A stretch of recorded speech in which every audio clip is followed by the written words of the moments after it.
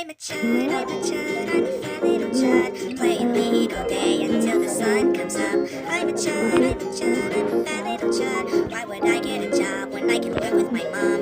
I'm a chud, I'm a chud, I'm a fat little chud. I got nothing to do, so I go to Fuda. I'm a chud, I'm a chud, I'm a fat little chud. I can't see my own meat, fill my stomach with treats. I'm a chud, yes it's true. I run Discord and on Reddit too. I'm a chud, don't you forget it.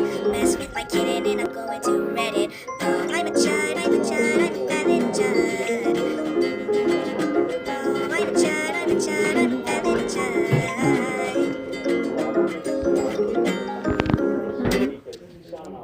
Όταν κάνοντας μια ενδιάμεση στάση για ανεφοδιασμό στη Σαρτινία, πλέον έχουν προσγειωθεί στην Ισπανία και αναμένεται να συνδράμουν μαζί με τις υπόλοιπες δυνάμεις στο πλαίσιο της ενεργοποίησης του Μηχανισμού Πολιτικής Προστασίας της Ευρωπαϊκής Ένωσης. Η κατάσταση, όπως έλεγα, στην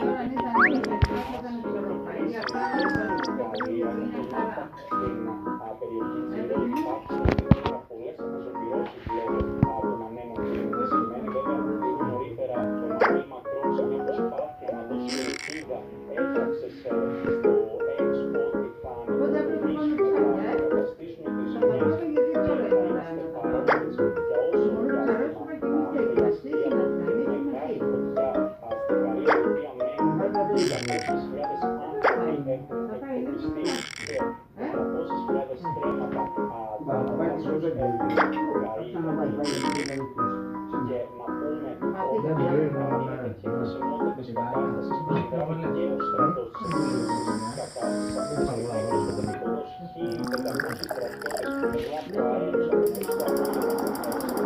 και το στρατιωτικό μεταβολικό αεροσκάφος Α400 το οποίο διαθέτει ένα σύστημα που πρέπει να ρίχνει στους χώρους επιβραβευτικού υλικού. Το βλέπουμε τώρα στις εικόνες μας να επιχειρεί πάνω από τα μέτωπα.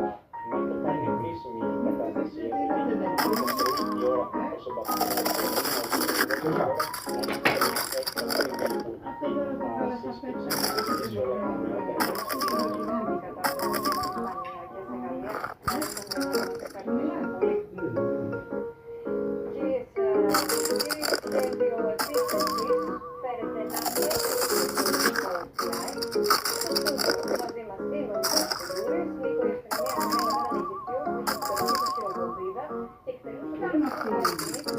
Δύσκολο τώρα.